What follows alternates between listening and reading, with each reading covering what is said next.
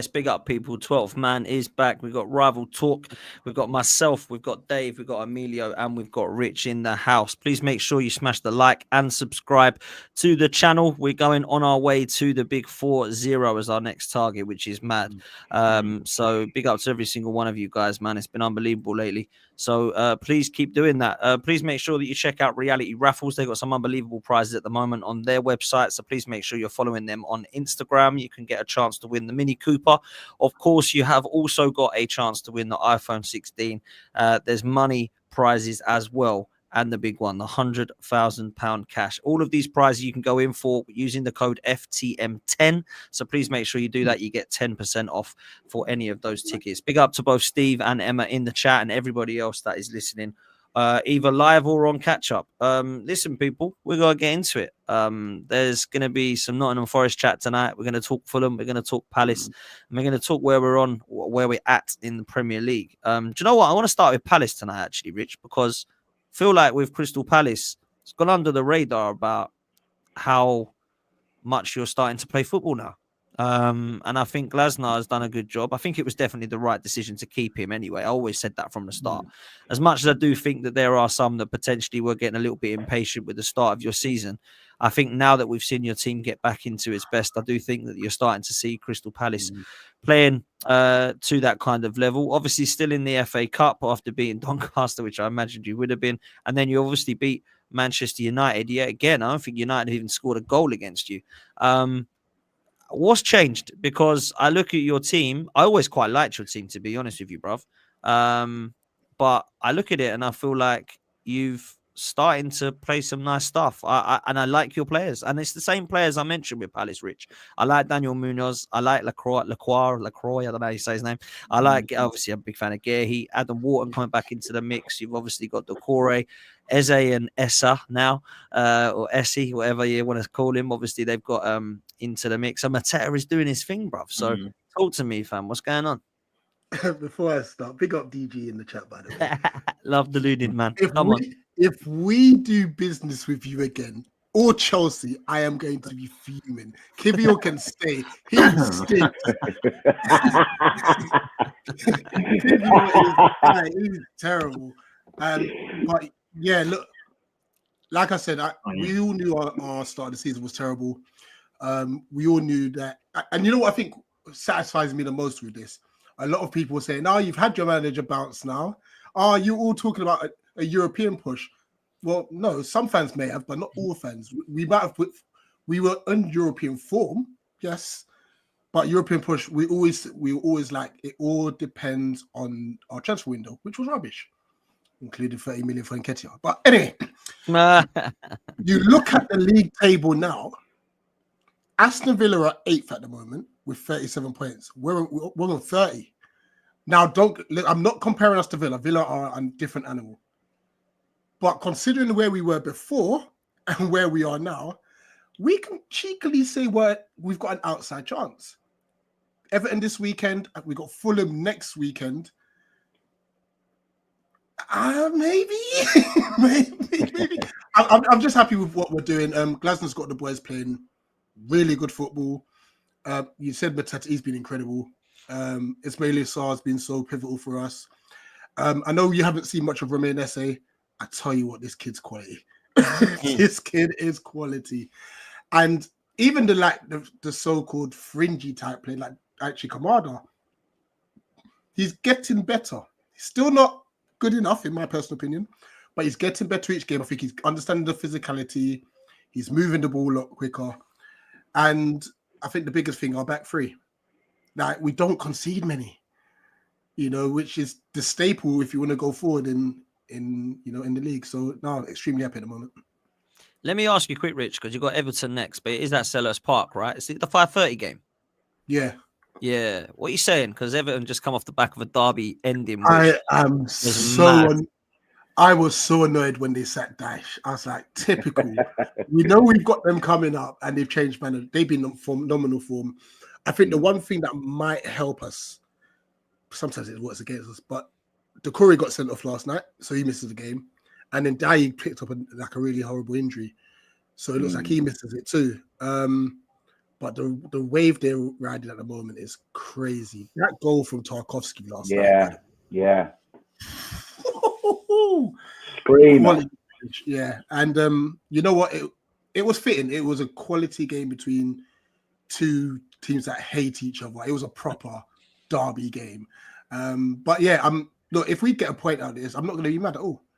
I'm not, because they've won the last 4, I believe, and drawn against Liverpool. Mm. So 13 points in the last 5 that's great form. So we pick up anything, I'll be happy. And our home form is terrible. The David Moyes factor, man. I mean, I've got to be real. That game last night was mad. I mean, obviously, I was watching it with one eye, hoping Everton to take something. And when it got to 95, I thought, they're going to go 9 points clear of us. I think the title was completely done. I actually still think it is done. But anyway, 7 points now because of James Tarkowski's 98th minute winner in 95 minutes of injury time. Michael Oliver doing his best impression yet again of how to be hated by both sets of fans. It was comical. I mean, the ending was absolutely insane as well, by the way. What an ending. That's a proper derby ending, that fights and everyone screaming, sendings off happening. Slot got apparently sent off for an aggressive handshake. Let's be real, it wasn't a handshake. It's clearly what he said to him. I don't know what he said to him, but it clearly wasn't very polite. Obviously Decore and Curtis Jones, it was a mad one. So I think that probably will tire Everton a bit, and obviously Njai and Decore missing is probably a good thing for Palace, because I think they're two of their better players, particularly Njai. I think he's been fantastic. He really has. But as for Palace, I've just got to be real. I've just been quite impressed, and I always liked Glasner. I've always thought he was definitely the right guy to keep. Definitely the formation and the three at the back. Like, I don't really know much about this Richards kid, Rich, if I'm honest. But he seems to be settled in that back line and in that back three at the moment, it seems. So yeah, look, I'm kind of cool with it. I don't know why my lights have gone. There we go. I'm kind of cool with it, but I feel like with Palace, they were always sneaking around that kind of relegation in terms of being that discussion.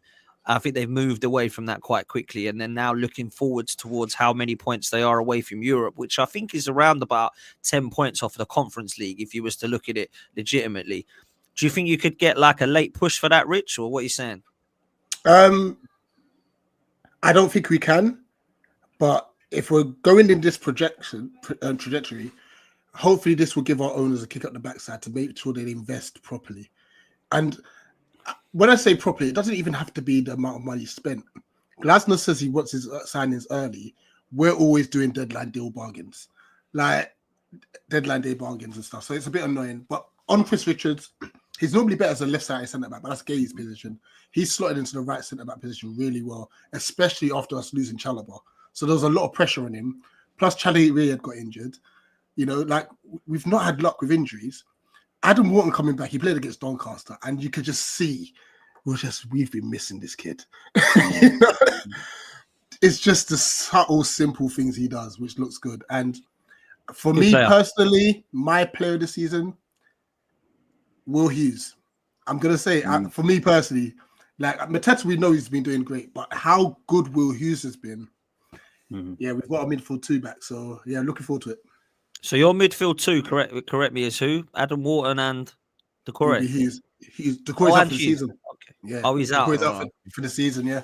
Okay, that's a shame. That is a shame, man. But yeah, no, I feel like the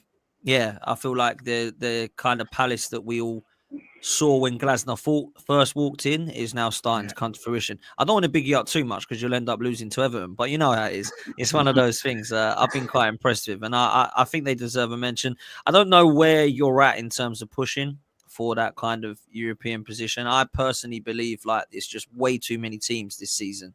Yeah, but there's going to be a lot of unhappy teams if everyone believes they can still get Europe. That's all I will say. It looks an absolute mess up there.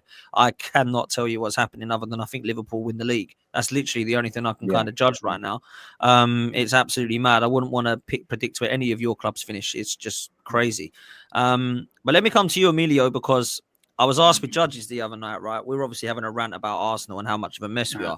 And we were talking about our front three right now, which consists of Sterling, Trossard and Nwaneri. And we were trying to compare it to who's actually got a better front three in the Premier League right now, and we thought that the majority of clubs had a better front three than Arsenal. We got to Fulham. We got to Fulham, and they were one club that I kind of questioned and said maybe on a good day, but I didn't actually know what the best Fulham front three was right now. So let me ask you: would you rather have the Arsenal trio, or would you rather have Fulham's trio right now? Good question. I think.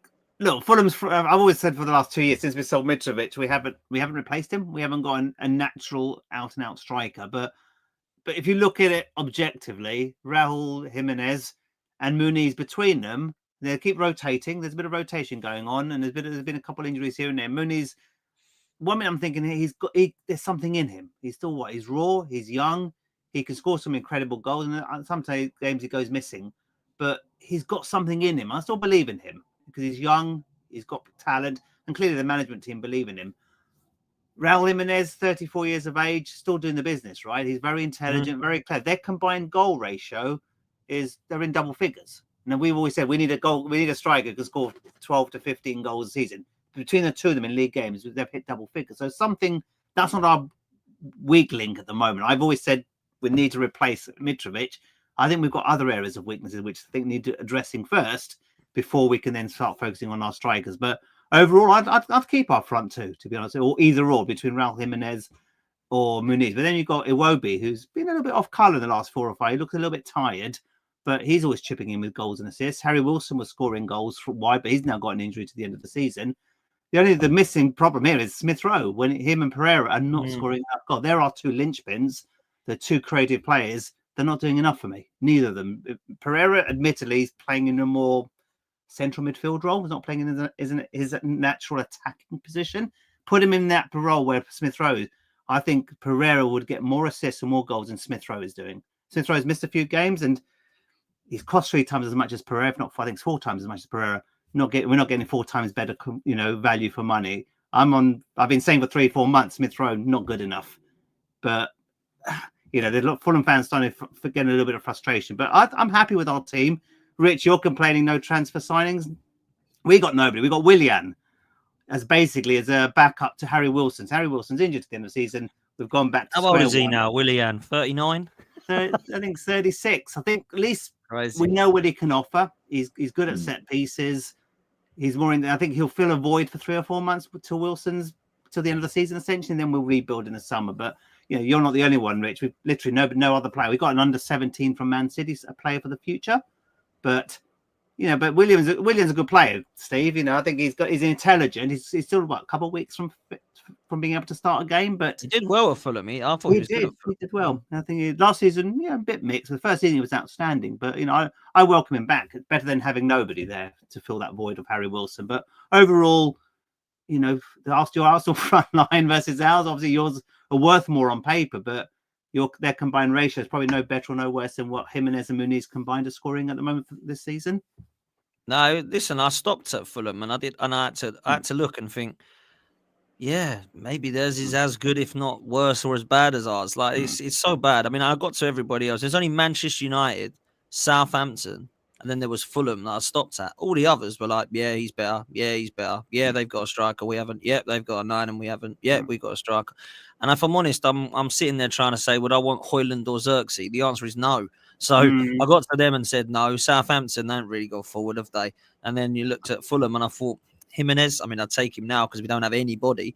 But is he the one that I would look at to say he's better than Havertz? Probably not. No. So it's quite difficult, to be honest. Whereas with the other teams, it was like, wow, it's quite scary how bad we are up top in comparison to some of the others, And that was why I asked you that question. But I did not expect you to beat Newcastle at St James's, mate. I've got to say, I thought that was an unbelievable result for you, man. So you must have been well happy with that. Yeah, first half, I missed the first half. I got and watched the second half when I saw the replay. The first half we were a bit slow, a bit passive. Newcastle slightly deserved the lead at half time. It was pretty nip and tuck, really, to be honest. The second half, we're a different team, and when we do play better away from home, we play on the break, on the counter. A lot of pace, a lot of belief. We got that early equaliser in the second half, and to be honest with you, I think we were full value for that victory. I joined Pete's Newcastle show in that evening. I'm contributing on chat rather than actually live with myself, and they were quite we shouldn't be losing against Fulham, but actually give us, the teams like Forest, Palace, Bournemouth, we're no pushovers anymore. So it's not, you have no divine right to be beating these clubs anymore. Look, everyone's fighting for that European place. I don't think we're ready for it. Maybe we'll talk about that in a moment. But why should Newcastle have a divine right to beat Fulham? But when's the last time Newcastle won a major trophy? I think it's 60 years. So easily, put into perspective. Yeah, put into 1955. There you go. Thanks, Dave. Thank you very much. So 1955, Newcastle haven't won a major trophy. Does that give them a right, therefore, to say they should be turning up and beating Fulham blindfolded? No, it doesn't. We've done the double over them this season and beat them deservedly in both games. So stop casting our teams aside and thinking you have a divine right to beat them. You'd expect to be beating these teams day to day, but the teams, the Premier League's got a lot closer now. It's more competitive. Look at Bournemouth, Forest, they're smashing it at the moment. And, Forest have a couple of defeats, Fulham have a couple of wins, and the positions start to rotate. So I think you are and have been for the probably. I don't know if this is if this is a backhanded compliment, a good thing or a bad thing, Emilio. So I'll ask you, but I genuinely think you have become one of the invisible clubs. Yeah. And what I mean by that is, and that and you might say that's disrespect. It's not supposed to be. It's supposed to be a compliment because I do believe that. I mean, let me just say what I mean here. We've got a Premier League table here, right? And I have heard how fantastic Aston Villa are looking under Emery, how brilliant Bournemouth have been, how Brighton look brilliant under this, I can't ever say his name, but the young manager. Brentford deserve respect under Thomas Frank. And we've just been bigging up Palace for how well they've looked under Glasner. Well, Fulham are better than Palace in the league. They're better than Brentford in the league. And they're better than Brighton in the league. And they're a point off of Aston Villa. They're 4 points off of Bournemouth, who have been told they're absolutely outstanding this season. Iriola's the next Pep. So my point is, why are we not talking about Fulham more? Yeah, it's every year it's the same, isn't it? Every year we sort of quietly get on, under the radar. We keep chipping away. Do you think that's a good thing though, or a bad thing? It is a good thing. I'm worried about Marco Silva being poached in summer. My worry is how much longer does he believe in this project? He didn't get any backing in the transfer window, but he was very clear right at the beginning of January. We're not going to be buying many players. If anything, maybe one or two. It'll be injury driven, and that's what happened. Got an injury, Harry Wilson. Williams come in and replaced him. But at the end of the day, he's got more involved in transfer signings. If he says there's no money on the table or there's going to be no major changes, he's happy with the core nucleus and happy the team's top 10 next season. We maybe push 7, top 8. But my worry is, does he have the faith? Do the owners give him the cash and the investment that he needs? Does he think there's more to run on this project? How far is this project going as far as he's concerned? And that's, Tottenham are likely to let their manager go at some point. I think if results don't turn around soon, he's been heavily touted with the Tottenham job. So again, why would you want to go to Tottenham? Again, every manager there has struggled in recent times. They've gone to another club and they're running away with the leagues in their respective countries. So something's not right at the setup at Tottenham and other clubs. But Fulham, like I said, quietly getting under the radar, a bit like Palace. Palace, when they were doing well the last few seasons, they never really got much credit. They're just chipping away, getting results, mid-table, top 10, top 8, top 9. Nobody was talking about Palace. And this season, everyone was, obviously Forest and Bournemouth are getting a lot of the plaudits, which helps the likes of Bournemouth, the likes of, ourselves, Brighton, Crystal Palace. We can just keep playing our natural game and hopefully the results will start to come their way. But overall, I think we just get, as you say so often in this show, Dan, you know me, we always get, where's the respect for our clubs? There is never respect. And I saw, someone saying I made a nonsense comment about Newcastle not winning until 60 years? No, it's not a nonsense statement. That's a fact. It's a fact. And why should Newcastle expect to be turning up blindfolded to beat Fulham? You lost, accept it, move on. So give us well done, Emilio. Well done, Emilio. I'm just getting Have frustrated. that, Craig. Have that, Craig. He comes to me all the time, Craig. Where is that statement? Here he is. I'm coming for it. Come on, Craig. What are you saying? Statement. You lost, hands down. You lost fair and square. Move on, next fixture. But why do you have a divine right to beat us? Just because you've got a more wealthy owner, biggest fan base? Yeah, I get that. But football is a level playing. It's not a level playing field, and you've got to give these smaller teams who've got smaller investment capacity some respect when we start to push up the table and do well. So it's end of the day that's my rant over. But it's overall, I'm happy with where we are. Emilio. Go on, mate. We've got you on Saturday, Dave. Come on, mate. Well, look, Craig's come back. He said it's not the same team. It's ridiculous. So I'll tell you what, Craig, go and win a trophy this season, my bro. Please. Go and win a trophy if it's not the same team. Yeah, you're in the FA Cup, you're in the Carabao Cup final. So go win a trophy, man. Go win silverware. It's about winning. Come on, Craig. Craig. Winning. Yeah, we haven't won many trophies, and I always say that we never win anything. But at the end of the day, my point was no team should turn up at 3 o'clock whenever the games are started and expect to win a game blindfolded. You have to earn that right over 90 minutes. I quite agree, Emilio. I quite agree. And entitlement and the idea of the divine right are serious. They're an Achilles heel. I kind of we saw the divine right and entitlement cripple the supposed best team in the country at Plymouth, right? And last night they were there thinking, this is in the bag. A lob ball goes in the box. Big man arrives and smashes it in the back of the net. Oh, where's your divine right and your entitlement now? So, if he thinks, come on then, Newcastle, show us a bit of silverware on March the 16th. Show us a bit of silverware later in the season. Let's have it. Exactly. Prove your apparent supremacy over us, if you can. There you go. Well said, Dave. Well said. Big up to you, though, Craig. Big up. You know it's all love. Listen, I'll come to you, Dave, because it has been a wild season, and I've spoken to Forest fans, and they still believe the title's on. They're 10 points off of Liverpool now on the same games. They're 3 points off of Arsenal. And that game at the City Ground is coming, mate. There's only a couple of games. We've got Leicester and then West Ham, then we've got you. There's some big games to come. There's 14 games left. 10 points, 14 games to go. Could the unthinkable still happen? I personally don't think so, but I want to be the guy who's pleasantly surprised rather than, getting cooked and falling off a cliff. I don't have to say to somebody, "You're just starving." I don't have to say that. You know what I'm saying? I don't have to say, "You're just starving," because I walk the streets, right? You know what I mean? I tell you what, I've got it. You know what? I watched that the other night, and Errol was brilliant. He dealt with it fantastic. It's magic, Errol. Love Errol to pieces. With us, our next 4 fixtures are going to be really telling. They're against 4 of the 5 teams who've beaten us this season. So we lost to Fulham at home. We lost to Newcastle at home. They come up. So we go to Craven Cottage this week, St James's Park the following week. Then we play Arsenal at home on the Wednesday night, and then City come a call in the week after the FA Cup. So these next 4 games, if Forest come through these next 4 games and they've picked up a decent little haul of points, then maybe. But I tend to think I'm of the opinion. I mean, I could be partisan and tribal, but that's juvenile in my view. Look in the round. I think the title is pretty much done. I think they've got enough of a buffer. They're the supposed big guns. They're the ones who've got their act together more than the others. I think they've got some big fixtures coming up. I think they've got to go to the Etihad. They've got to play Arsenal pretty soon. But I just think they've got enough. I mean, Salah's on fire. He's playing really, really well. They're in good form. As with us, I watched Nuno today, and we go game by game. They asked him about this run of fixtures that I just alluded to. Nuno was asked about that, and they asked him about Newcastle and Arsenal and Manchester City, and Nuno just went, "All we know is Fulham at Craven Cottage." And that attitude, I think, has stood us in good stead to where we are now, and it will stand us in good stead if we're to progress even further. We are way into bonus territory. We were 17th last year.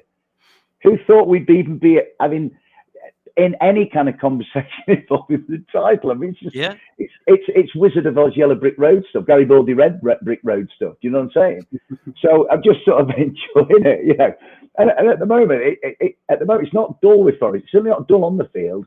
It's duller off the field because everything's nice and settled. I was interested to hear both Rich and Emilio, Dan, talking about not many signings.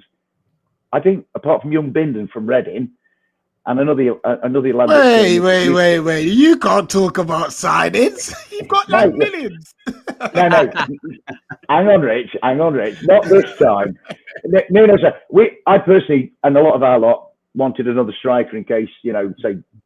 I mean, Tyler got injured at Exeter the other night, but it came out. The impression that came out from the City guys, we're happy with what we've got. It isn't broken. It's got us to this unbelievably exalted level in the Premier League.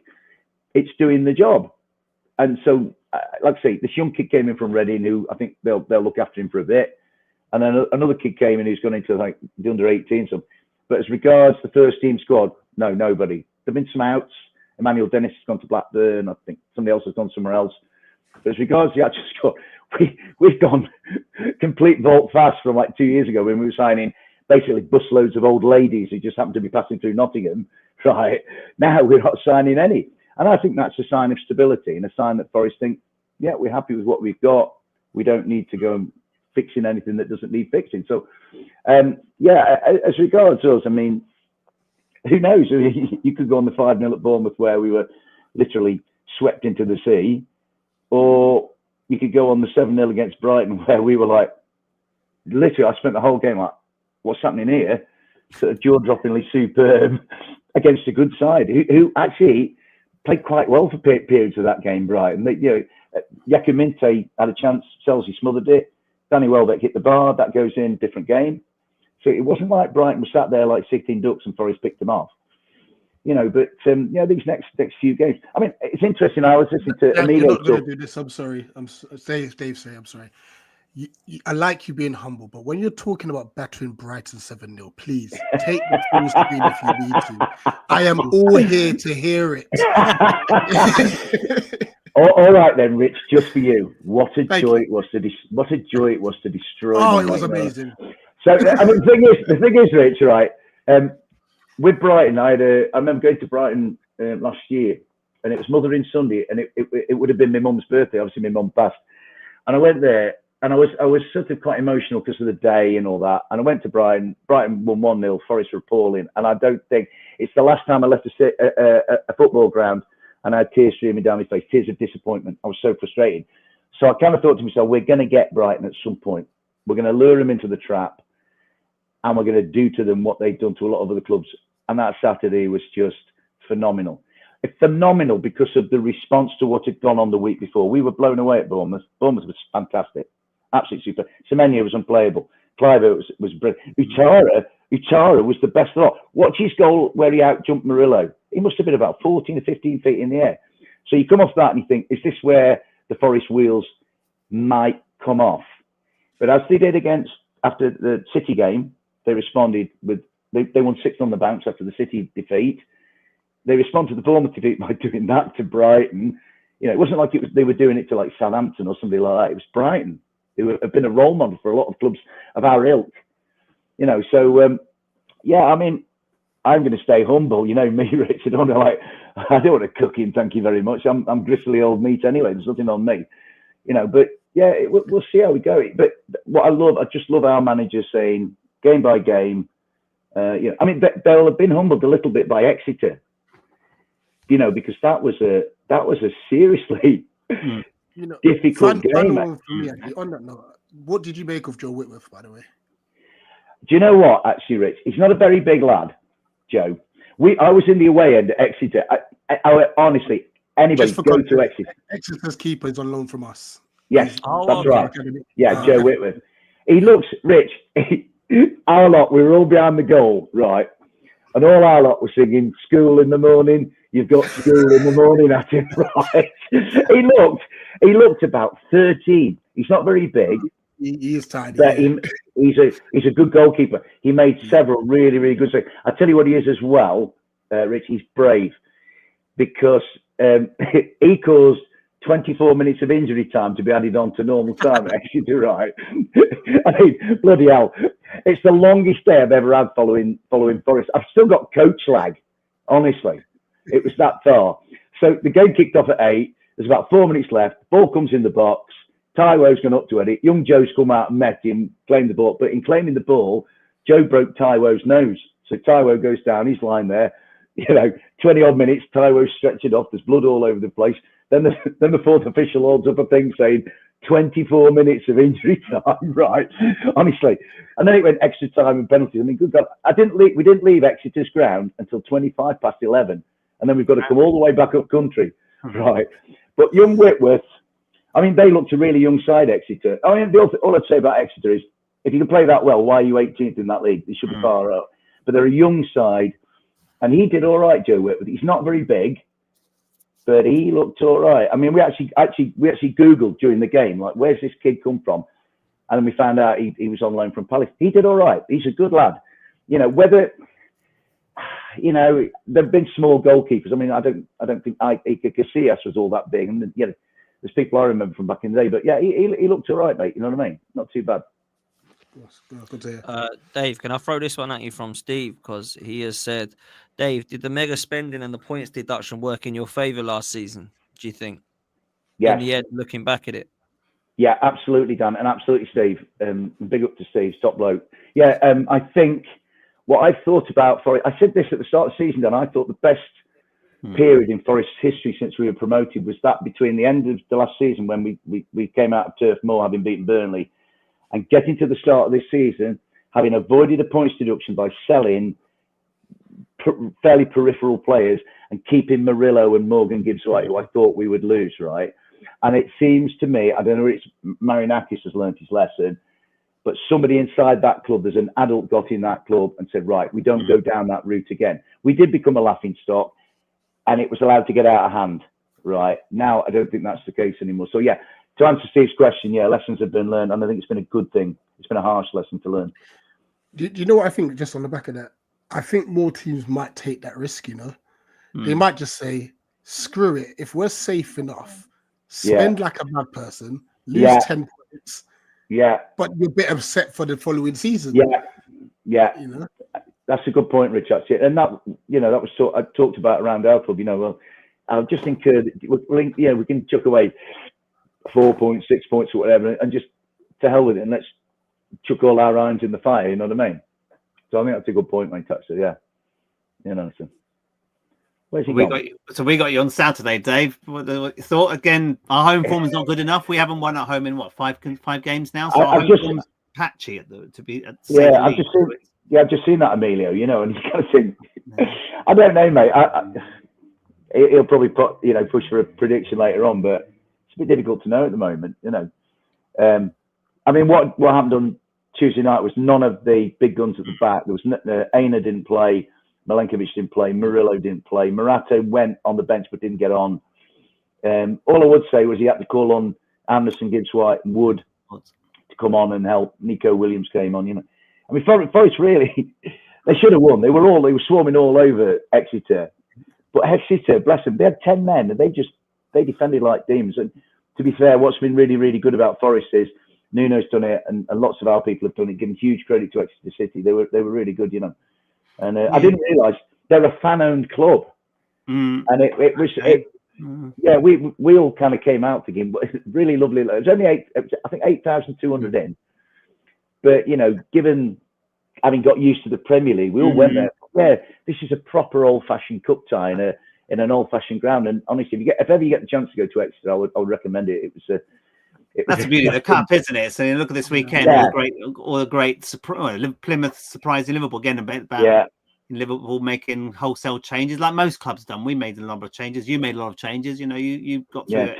We struggled again. We didn't play particularly well, but did enough to get through. You know, no injuries as far as I'm aware. That's the key thing. I'm glad some of your players came on against Exeter. They had to, mate. Yeah, I mean, you might, you know, 5 o'clock Saturday afternoon, Emilio, you might be thinking, well, you know, props to Exeter City for tiring Forest. I mean, it was honestly, Emilio, I think it's the longest football match I've ever been to. It was just, I mean, 24 minutes of injury time. But the thing was, Taiwo was on the floor for most of that. He was attended to by the Forest medical team. He was attended to by the Exeter medical team, and then there were paramedics arrived. And it took them a while. So bless him, he walked when he got up. He walked through the Forest end, literally amongst the supporters to go around. and it was really good actually. The atmosphere was great, you know. But I mean, what I would say is, having got to penalties, the 4 penalties of Forest that were absolutely brilliant. They was cool as cucumbers, and it was the big guns who took me. It was Wood, Gibbs-White, Anderson, and then Nico scored the winning penalty. You know, but but for the defence, which I think is what our success to this point has been built on, they were all given a rest. There was never saw Milenkovic, never saw Aina, never saw Murillo. You know, so it's just going to be really interesting. I tend to, if you'd won all your home games, Emilio, I'd be more confident of knocking you over. But the fact that you haven't won at home for 5, I'm sure Marco will mention that to his lads. You know, and home form is just a little bit patchy. You know, we're not turning games around. I think the difference between the two teams, obviously, is your defense. Your defense is mean. You get amount of clean sheets you've had this season. We've only had, I think, 3 in the league. That's not good enough, really. So can you have your good home match this week and not next week, please, Emilio? Well, we've got to beat you as well Saturday week, Rich. So if we get the 2 wins against the clubs of the next week or so, then that top 8 starts to look a bit more real. But I'm not expecting European football. I'm happy to be where we are. Cup run is something I'm interested in. I think all 3 of us are still in the FA Cup. Yeah. No, I mean, on the FA Cup as well. I mean, I do feel sorry for a lot of the teams lower down the leagues. So, for example, Exeter could have had a chance to go to the City Ground, but now it's straight to true. Absolutely. Chucking Doncaster, lowest team in the cup competition, on a Monday night on BBC iPlayer, and they're taking liberties. Like, give them some money. Tamworth against Tottenham. You know what I mean? So, look, 7. That went extra time as well. They could.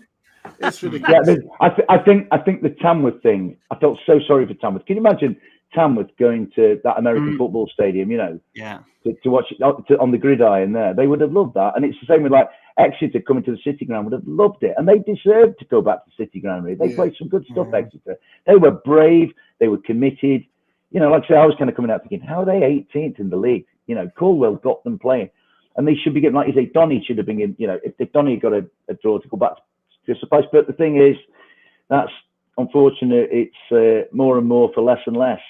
It's the few. Who we saying for this FA Cup then? Seeing as all of you are in it and I'm out of it, what are you saying? Villa. See, I had on the panel a lot of people said Villa. I hope I'm wrong. I think it'll be Man City, but I hope I'm wrong. Bournemouth. Forest, I think Forest. I'd expect you to beat Ipswich at home, but again, it depends how much you prioritise that game. But then you're looking at quarterfinals. You know, 3 games. Yeah, and then you get to a quarterfinal. And then what everybody does, then at quarterfinal stage, you start seeing your best 11. People go, oh right, it's Wembley is the prize in the immediate. Let's go for it. So you know, if we get to say we beat Ipswich. And that's not going to be easy because Ipswich under McKenna will give everything. You know, Delap's a handful, Clark's playing well. If we get to that point, then you're likely to see an FA Cup Forest lineup in a quarterfinal that does include Aina, Milenkovic, Murillo, Morato, and the big guns. You know what I mean? I mean, it's not going to be Brighton. Brighton's still in it. It's not going to be Brighton. Well, I mean, we got Newcastle away. It's the worst draw we could possibly got. You guys all got cakewalk. Like goes like Ipswich, Millwall, and Man United. You kidding me? We have to go away to Newcastle. No, I'm not. Who did you get, Emilio? Man United. Man U at Old Trafford again. You know, you should be all right. They're terrible, mate. Honestly, you never know. You never know. I was going to ask you guys as a panel, though, right? What would you rather be in Dave's situation? I was going to ask just Dave, but I'm interested to get everyone's point here. Would you rather? If you're in Dave's position, win an FA Cup or get Champions League football? Win an FA Cup. Yes, Rich. Correct answer, man. Take the trophy, man. Silverware, yeah. I understand that it's unbelievable to see Champions League, but for me, like Forest have got no chance of winning the Champions League if they get in it. Like, not being horrible, they just, in my opinion, I know it's a cup competition, but I think Nottingham Forest winning the Champions League would be ridiculous. Just take the FA Cup, man, and you know, and you get European football with that anyway. So you play in Europe and you got a trophy. Yeah. Otherwise, you're going another season without a trophy. But we get to go to the Bernabeu and get hammered 7-0. Like, so what? Like, go take a trophy, man. Do you know what I'm saying? And you get the silverware. And as a free gift alongside the silverware, you get the smug smile that goes upon your face when the conversation's about what have Tottenham won, what have Newcastle won, what have exactly. You know. And it's like, we can sit there, you know. I mean, we go most places. We go to the Etihad, you know. We go to Arsenal and then Tottenham and all that, and you know, Champions of Europe. You'll never sing that comes out, and they all sing Champions of Europe. You weren't even born, and I was sort of at that age. So yeah, I think the thought when somebody mentioned the other when we came out the ground, a lot of our lads were like, "Bloody hell, look how late it is! 11:30 on a Tuesday night." My mate Dor had to go to work at 8 o'clock the next morning, right? Me, I was lucky because I work in a gym. I didn't have to start till 4 o'clock. I'd have a lie until 1:45. You know what I mean? I'd have breakfast in bed at dinner time. It's great, right? But a guy goes, walking out, my mate goes, we must be bloody mad. And I said, it's the things we do for love. And I said, in years to come, we'll look at each other, we'll get that glimpse, and we'll be like, do you remember Exeter? We're veterans of the Exeter campaign. I said, the lads who fought at Agincourt did it, the lads who went up the beaches did it, and we'll know when we look, we're veterans of Exeter, right? And it was just a brilliant, brilliant night. They got on the coach, somebody was going, oh, didn't play very well. And then a bloke on the back of the bus was sort of feigning that he'd had a phone call. Hello, this is Liverpool, Arsenal, and Everton and Chelsea. Can we take your place in the FA Cup, Forest? Can we swap with you? And there was loads of people on the bus going, yeah, on your bike. You know what I mean? So I would love, it's this proximity to 2 Wembley visits. One. I still personally think semi-finals shouldn't be held at Wembley, but I understand that after Hillsborough, that's going to be the case now ad infinitum. But yeah, I mean, Forest FA Cup. I'd take the trophy, Dave. Imagine going to Wembley, winning that. You take the trophy. What is quite funny, though, I will say this, and I love everybody that listens to 12th Man. Craig, obviously, you're one of them. You come back at me with Newcastle stuff. You can always rely on Z, the Man United fan. Whenever I question Manchester United, he will come back at me. And he will give facts to me about why they're going to win games. And usually when he states these facts to me, and I love you, Z, you normally are wrong and you normally end up losing. So, Emilio, good luck, because I think that means you'll beat Man United. But apparently, he says, damn, we've only lost once to Fulham out of the last 16 times against them. And we did the double over them this season. I expect Man United to win. Make sure you do, Z. Make sure you do. He says he knows we're rubbish, but I think we'll beat Fulham. Out of curiosity, did you have a fact about Palace? Yeah, go on. Fulham, there's only one L in Fulham, not 2, so it could be a different Fulham for all I know. Yeah, maybe it is. Maybe that's what it is. Maybe. Well, look, obviously, I've upset Craig Lee as well. I think you're Let me just clarify something again. You're putting the chat here. I'm not having a go at you. I'm just saying the entitlement. Newcastle that day lost to Fulham deservedly. All I heard on a live show was we should be beating Fulham. That's my point. You shouldn't expect to be beating Fulham. You have to earn the right to be beat Fulham and any team. Yeah. That's my point, Craig. You're misconstruing. I've not said anything. Got a lot of good friends who are Newcastle fans, and I hope you bloody win the cup next month. But my point was Newcastle did not have a divine right to turn up on the day to beat Fulham. That's my point. Like they didn't against Bournemouth. They got thumped against Bournemouth. They got blown away. Bournemouth with like a ruck of... Bournemouth have got more in the hospital than they got on the coach going up to St James's. So what? It's only Bournemouth. Sometimes you can tell from the body language of a team, we only got turned up, this is in the bag. You know, Liverpool did it against... Can't do that in the Premier League anymore, man. Cannot do that. Cannot do that. Not this year. I still don't understand this entire season. I don't understand any of it. I'm not telling Craig to expect people to win their home. I'm saying Newcastle expected to beat Fulham. And it didn't happen. My point is, there's no game that is guaranteed, home or away, to beat. You have to earn the right to beat any team, whether it's top versus bottom. You need to get Craig and Z you're on missing here, the point. So if you don't like it, put your headphones on. This is a bit like when Big Robbo and Billy had to go at each other. Yeah. I'm tired. I've had enough. Honestly, man. Honestly, that's what it's got like. That's what it's got like. I have to get Craig and Z on the 12th man. They're like part of the panel anyway after time. Listen, boys, let's go through some predictions for this weekend before we do come to a close. I do have to close at 8. Let's start with you, Ad, because we haven't heard from you yet. I love the way straight away you're like, well, Brighton are going out against Newcastle. But are you confident because you've beaten Chelsea and you've got them again on Valentine's Day, bruv? What are you saying? Massacre. Yeah, this is so. You know what's really weird about this one, right? Because earlier on in the season, they demolished us. They were far and away the best team we played in terms of performance for quite a while, up until maybe some recent happenings that Dave might be aware of. But they were crap. Like, we were good, but they were crap. If they've not figured their stuff out in a matter of days, then I don't really see a ton different happening. It's another home game for us. Not that that means too much this season, but I I don't understand how Maresca's suddenly going to bring out a completely different perspective from his players. Like, it's the same group. They've not really, Chelsea haven't really got that many injuries. There's a couple of people, their bench looked awful when they played. I didn't know who 4 of them were. Do you know, can I just come in quickly there, Ad, right? What I love about it, right? Someone made a great point. I don't know who it was. I've done so many shows of late, but someone said they basically came up against their feeder club and lost after spending 1.5 billion. I just love it. Superb, and do you know what? I think it was the second goal. There was one of them where Sanchez, Caicedo, and Cucurella were all on the deck. They'd all fallen over when the ball went in. I'm like, all right, perfect. Yeah, that works out nicely. I'll probably regret saying this, but I think we win this one. I think we win it 2-0. And that would be, we've got to get points in the league.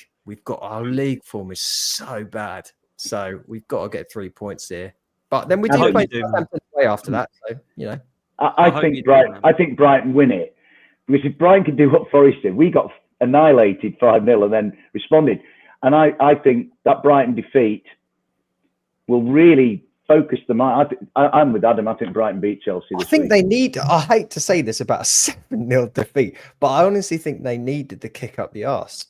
Because they were just, I don't know, the 1-0 home defeat at Everton was so bleak as well. Yeah. And it's honestly like that was the sort of like coup de grace at the end of it. Sort of that was it. 7-0. Like figure your stuff out now. You weren't that bad, Adam. That game was bad. You weren't that bad, mate. I mean, you know, Yaku Minte has a chance early doors. Danny hits the bar. From minute 45 to minute 60, Forest were basically in their own box. Brighton just kept recycling it. But then a bit like the swordsman in Raiders of the Lost Ark, Forest went, I've had enough of this. Yeah. Bang, we're going to score. Yeah. Do you know what I mean? And I don't think, I've been telling people like, oh, Brighton must have been awful. No, they weren't. Chelsea had to make a really good save from Minte. And you know, I thought when O'Reilly came on, he looked a decent lad. It's just one of those weird games, mate. It's and I've heard that quite a lot of people saying that they thought you were worse in your loss than we were in the 7-0. And it's bizarre to say something like, we weren't too bad in a 7-0 loss. Like, yeah. Sorry, I missed that. What was the score?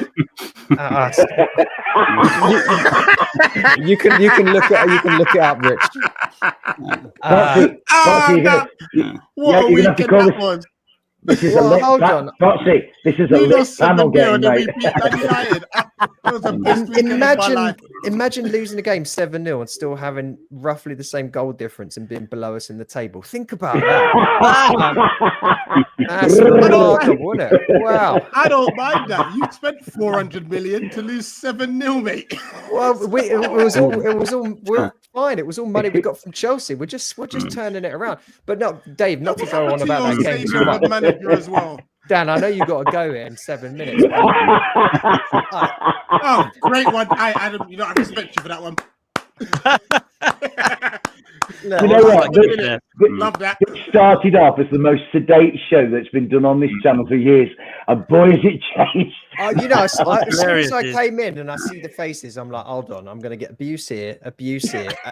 Apart from Arsenal, we've lost to all of you. We couldn't be any here, which is a surprise. That's not what I would have predicted at the start of the season. No, it was a weird game, wasn't it? I like how Ad said there's only 7 minutes. He didn't realise what he was doing there. He made a good joke. I think Brighton have got everything in the locker to beat Chelsea again. Chelsea are just hilarious. It's 1.5 billion, and they still haven't got a spy and no goalkeeper. That goalkeeper is an absolute clown. He's got no striker. Yeah, nothing up top. And if I'm honest with you, their midfield looks unbelievable when everybody is fit. But when one of them is out of it, it looks a mess again. So I don't quite understand what's going on at Chelsea. But every time I mention Chelsea, I rattle the whole of the chat. And Chelsea fans start coming at me like it's some form of disease. So I'll move on from Chelsea. Emilio and Dave, Fulham Forest, mate, again this weekend. What are you saying, Emilio? Tight game. I actually think Forest will be slight favourites because you're in incredible form at the moment. I'll take the draw, but again, we've got home advantage. Hopefully we'll make that count, to be honest with you. I think it's going to be a tight game. It can go either way. I'm going to sit on the fence, probably say 1-1, but it could go either way. It's going to be a good advert for the Premier League. I think that's the most important thing. Yeah, I agree. I think it'll be a good game of football. Yeah. Conditions should be dry as well, so it's going to be two good teams playing football as it should be, the traditional way. So let's see. It's going to be an entertaining game, but it'd be nice if you do the double over you, Dave, and let me know when you get there at the ground. I'll come and meet you and Dor. Will do, mate. Yeah, we'll do, mate. I'm going 2-2. What are you saying, Dave? Well, the thing is, that fence that Emilio is sitting on, there's a nice fresh patch of creosote there awaiting my derriere, and I shall park my bottom upon that fence and say 1-1 like my dear friend over there, who I'm absolutely really looking for. Do you know what? Craven Cottage is one of my favourite places to go. I think it's a lovely little ground. Really enjoyed Craven Cottage. Great away. Yeah, absolutely, Dan. Absolutely. It's a lovely setting, and it's a lovely ground. And, the only thing is, it's not, apart from the promotion season where we won 1-0 with the scruffiest goal you've ever seen by Zinkanov, it's not been a happy hunting ground for Forest. So I think this run that we've got coming, if we can get, I'm taking a draw. I'm taking a draw all day long, mate. I'll be happy if me and him walk out of Craven Cottage, arm in arm. We've got a point apiece. Jobs are good, mate. Is the Michael Jackson statue gone? Long time ago, yeah, when his new owners came. Yeah.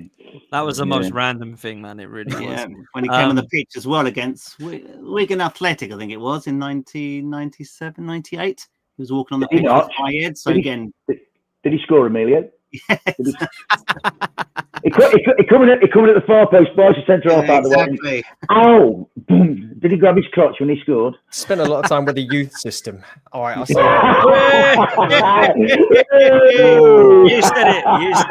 You said it.